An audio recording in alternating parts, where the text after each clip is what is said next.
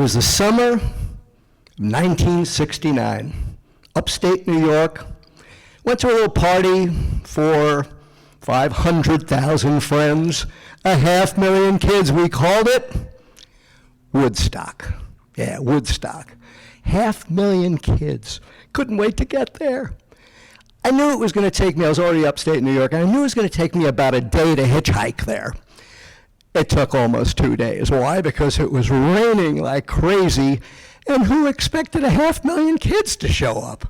My last ride was on the back of a Corvette on a sort of a luggage rack going up the side by the motorcycles.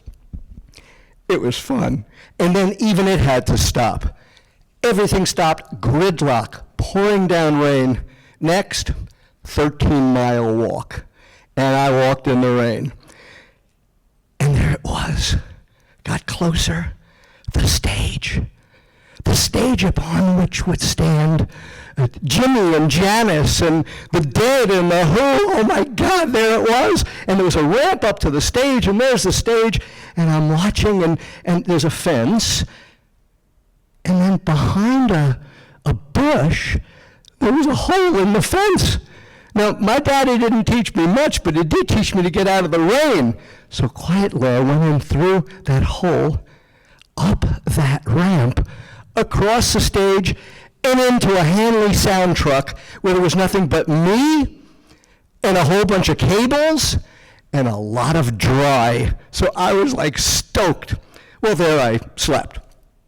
The next morning, I woke up. Needed to find either a tree or a porta potty. So I walked across the stage and I hear, "Hey, what are you doing here?" Nothing, it's okay. The guy said it's okay. I'm the guy, and it's not okay. Get out of here. So, okay, at least I was dry for a little bit. And as I'm walking across the stage, there's somebody over there, kind of looks like he knows me. He's like tractor beaming me, and he's sitting, well, let me show you. He's sitting like this, like a guru. And he's like this, and he's like, looking like he knows me, and he goes, "Man," picture this big hippie hairdo, "Man, like you're either green and growing, or you're ripe and rotting, but you're never standing still." I just turned 17. I didn't know what he was talking about, but I do now. Green and growing, or ripe and rotting. That's the essence of TQM, Six Sigma, statistical process control, and Pareto charts. Are we getting more better? Or are we falling behind? It was there that I learned the single greatest lesson, not just in business, but in life. Green and growing, or ripe and rotting. So, being that I was away for a while, I brought you a gift. That's right, I got a gift for you, and for you, and for you, and for you. And I'm like, Oprah, are you ready? Here comes the gift. It's a tab of acid, imaginary acid. And on this acid, you're going to be able to put it in your mouth, and it's going to help you unpack this gift. You ready? So I'm going to have you pick it up, toss it in the air, catch it in your mouth, and say, "Whoa, dude, I'm tripping." Got it? Pick it up, toss it, catch it, and go, "Whoa, dude, I'm tripping." You ready? 1, 2, 3, pick it up, toss it in the air. Very good.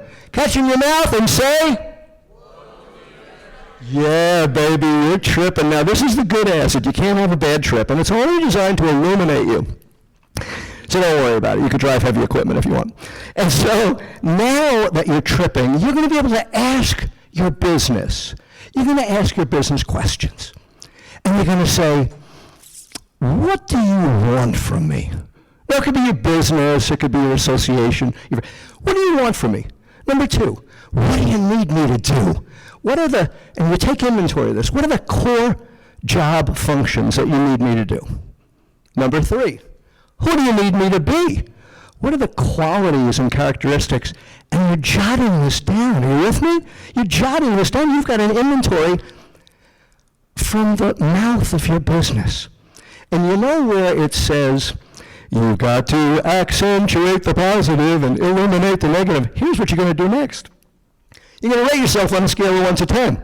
But before you do, and as long as you're tripping, let's get naked, okay? Let's strip. No, sir, please put your shirt back on. I don't mean that. I mean strip naked of ego and rate yourself where you're an 8, 9, or 10. Accentuate the positive where you're a 2, 3, or 4.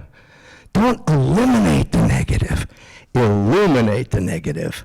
Set a goal to be a 2 to a 4, a 4 to a 6, and close the gaps. That's PGA. Has nothing to do with Tiger Woods, God bless him. Has to do with performance gap analysis. Close those gaps. For when you do, you increase your competence, which then does what? It increases your confidence. And you're going up the confident, up the eensy-beensy spider. But not up the water spout, but up the spout to prosperity, success, happiness, fulfillment, and peace. Now, I learned this lesson, frankly, quite the hard way. You see, about a dozen years after this Woodstock experience, I started an enterprise. And it was a really cool enterprise. It was disruptive, it was successful, it was helping small and women and minority-owned businesses to get their fair share of the government set aside. And we doubled every year. I mean, they generated millions of dollars, we generated millions of dollars, and we expanded to the 14 western states. However, we may have expanded too quickly. And one of the banks freaked and called in the note.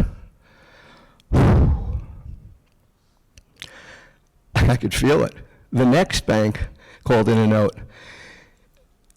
And within days, we were going to be insolvent. We were going to sell the business or lose the business. And I was personally secured, which means I was going to lose my house. Dejectedly, I flew home, and I couldn't share this situation with my wife because, you see, she was pregnant, and we had already had a couple of miscarriages. So sitting in the back, going deep, going up, praying, meditating, pleading, and it hit me. David, you caused this. You're either green and growing or ripe and rotting. That came back to me. That hippie dude came back to me. And I had to take inventory of where I was green and growing and ripe and rotting. I mean, we were great at sales and marketing and motivating and hiring, and we were great at that. We were at 8, 9, or 10. But when it came to strategic planning, fiscal management, forecasting, we sucked. We sucked. And I was a liar because I would tell people I just don't have the time for that. Was that true? No. I was 1, 2, or 3. I committed then never again will I ever get into that situation again. I will always listen to the voice of my business. I will always get, if you will, naked with myself and rate myself on the ability to deliver. And I have. And since then, inventions. Most recently, one of my inventions won the International Healthcare Design for Innovation.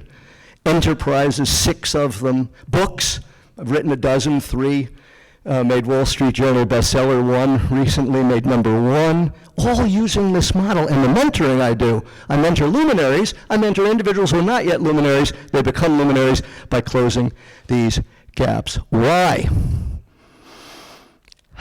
Because ultimately, we're either, you got it, man, we're either green and growing and ripe and rotting, and we are never standing still. Now, you don't have to become an 8 or 9 or a 10 in accounting, but at least become 8, 9, or 10, so that a 4 or 5, so you can hire, delegate, and not abdicate.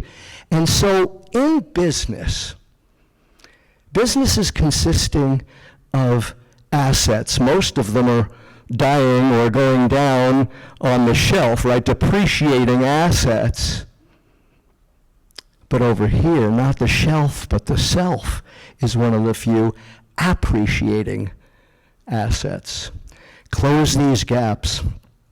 Confidence, competence, confidence, competence, peace of mind. Folks, the most important lesson I've ever learned is that we are the appreciating asset. Close the gaps. That's my story, and I'm sticking to it. Peace out, y'all. Peace and love. Peace.